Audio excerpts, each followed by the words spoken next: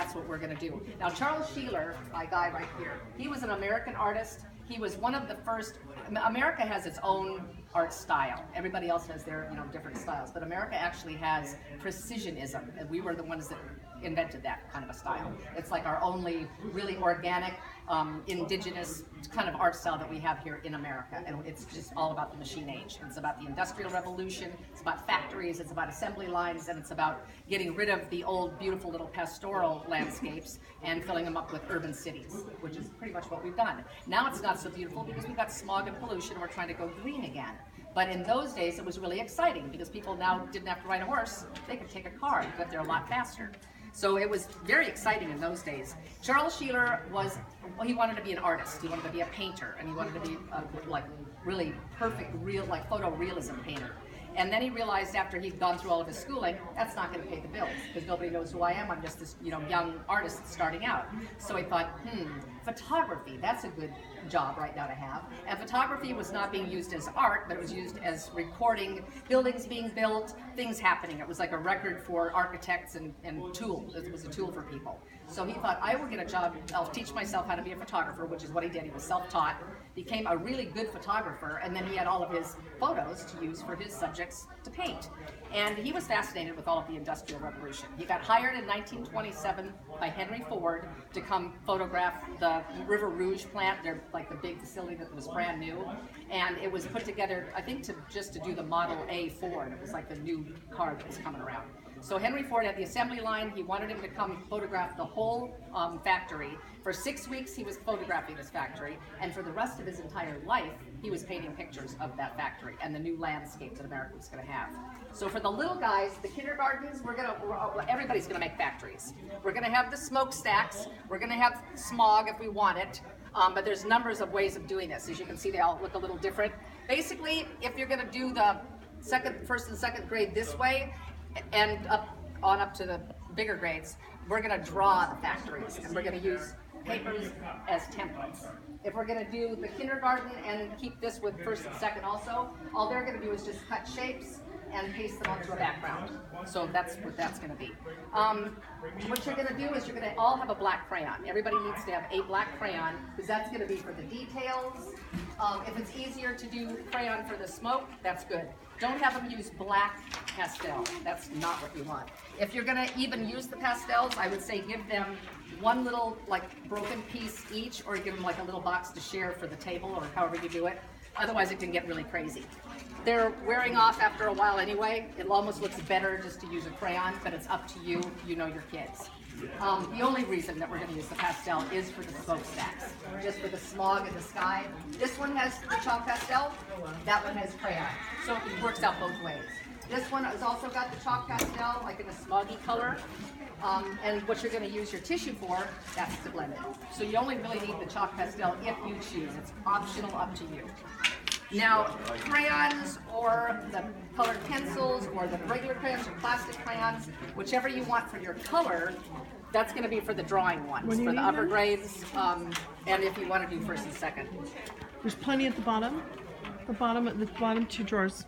And with the pencil, that's what crayons are either at the But I'm going to start you guys off on the upper grade so that you can kind of get going on that because it takes a lot longer for the details. Mainly, it was photorealism. His pictures are amazingly realistic.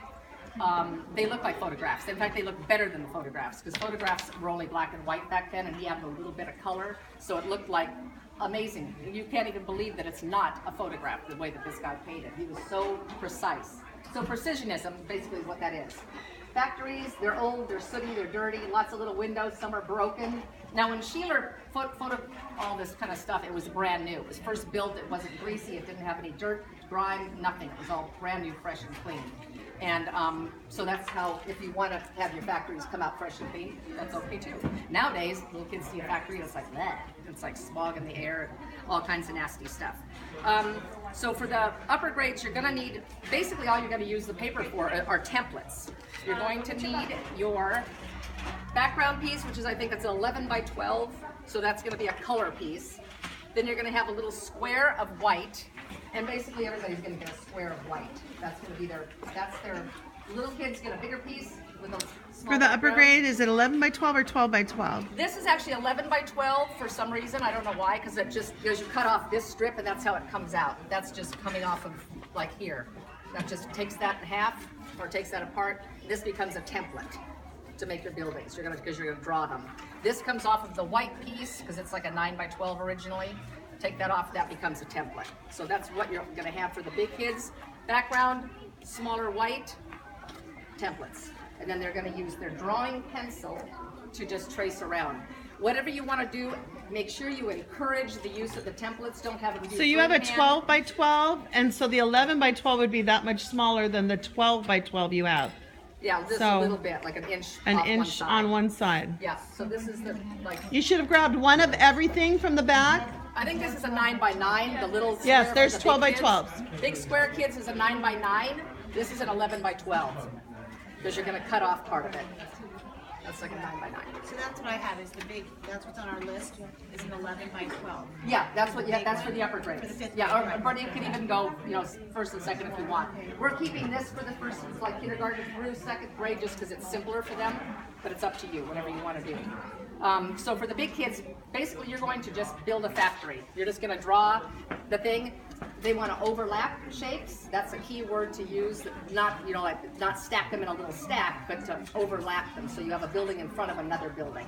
Just like these are, the rooftops covering another rooftop, smokestacks, but they want to be perfectly straight. If they have rulers, that's even better. They can use those. But these are basically, this is simple. Just hold it there against your paper and make your little building.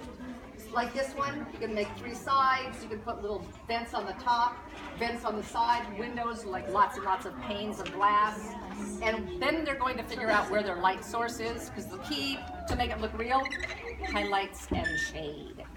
So you're going to think about where your sun's going to come from. Have them put a teeny tiny little X from that direction. Everything on that side, like this side of it, by that little X, is going to be light. This side is all going to be shade. And how you're going to do that? One of 2 ways. If it's easier for them, they can do the whole thing with the black crayon. And then you're going to just color over it with the colors. This one's mostly pencil. You can do it with pencil if they have the patience, the time. They can do that too.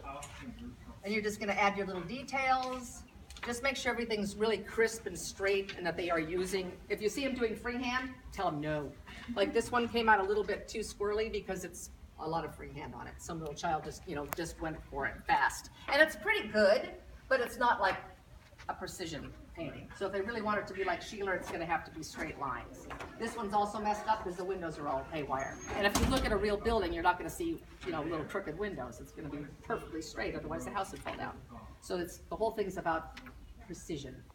Little guys, we're just gonna cut their paper into shapes, paste them on the background. But what we don't want, shapes that are all spread out. Like here's a little building, then there's another building, and then there's another building vertically spaced out with space in between. We want it on top of each other. And not like in a whole big stack, but just so that you can see rooftops kind of peeking up out from behind. They're probably gonna want more. The kindergarten actually calls for 2 pieces of all the papers. No, our sheets But only our have sheet one. only Yeah. says 1, so you can take 2, you can take 1. 1 comes out like this, but I added a couple of extras, so that's where the scrap papers will come in, because it won't give you enough paper. For the little guys, you're gonna need a 5 by 9. You're gonna need, I think it's a 3 by, let's see. Where's my little list here? The 12 by 12, that's gonna be your big background. Then your 11 by 11, that's going to be the white paper that goes on top of the background. Then your 9 by 5 is going to look like this. Your 3 by 5 is going to look like this. And then you're going to have one of these long 1 inch by 12 inch for your smokestacks. They want to have all different colors.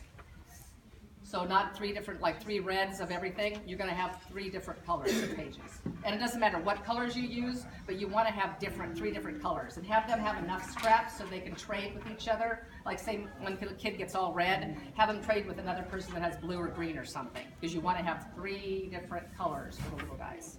Just because it makes it a little bit more exciting. Otherwise it's boring. And that's the only thing you're going to have to worry about. The black crayon for the little guys will be the same thing. All the little details like windows, vents if they want, little dots or little light, stripes on there. Then they're going to shade theirs also. one side, wherever they decide their sun's gonna be coming from. If you wanna leave off the chalk, don't even worry about it, just have them do little smoke that comes out like that. Just kind of little curly wavy lines. That's easier to do it that way. Same kind of thing. Just have them place their little papers around. Now the little guys are gonna cut. For some reason, I don't know why they do it backwards like that. The big kids don't cut, they just draw. If the little guys wanna make a rooftop, they're just gonna take a triangle off of one of their little pieces of paper. And then you've got like a rooftop that looks like a little house top of a roof. I just have to start kind of arranging it on there. That could be like in the back with another little building. So you're just gonna have them glue them down and then start adding your little details. Now, do you have those little artist strips that go on the back? So that'd be the first thing you want them to do is on the back of their background page, their color, put their little artist strip with their name on it, and then that can go away because you're not gonna need the background paper again until it's time to mount it. So that goes away after you got your name on there. Then they work on their little white piece of paper, which is that one. And this is how they look. They just come out just like that. But it's up to them to just arrange it however. Your pieces of paper from your instructions will have like little guides that you can kind of go by. Basically, it's all optional. Whatever you want to do, whichever easier for you and for your kids. There's no like right or wrong way to do it. Just keep it clean and precise and make sure that they shade one side and have the light on the other side so that they get what's going on. And then they can add whatever little details they want to with their crayon. Black crayon for the little kids, they don't need any other crayons. They just need their colorful paper and a black crayon and glue and scissors. And then the big kids, they're gonna do a lot more drawing and details. Theirs are gonna actually trace around their templates to do their little picture.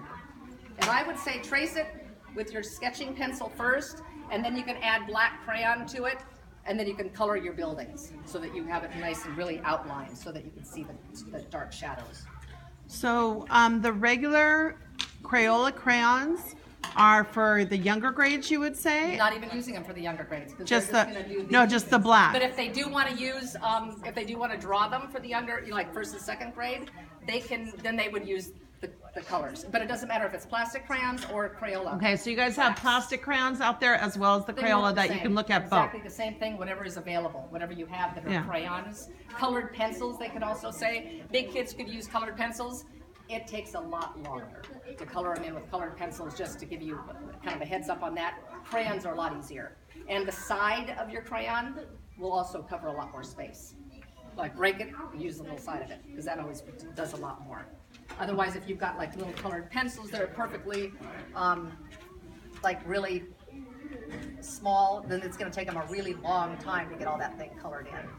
So do you have an idea of how they could explain it to like the younger grades who don't understand necessarily shading? I will talk about that today. The kids usually get that pretty easily, and you just want to say, make sure that you put a dot or a square, a little X Right. where your sun is coming from, and everything on that side is going to be light, and the other side is going to be dark. And however they want to shade it is fine. If they want to, like, say, I gotta use a color so you can see what I'm doing here. Say I'm going to put this little building there. Maybe I want to put windows, and have the little kids use a straight edge too to make them. I'm just doing this fast. Get the little details drawn, I'm doing this really quick. And then this side of the building is just going to have a lot more. And you can get that color on there any way you want, just so you can kind of see that it's darker on that side. Anywhere that you might think it's going to be kind of dark. Maybe down there it's going to be a little darker.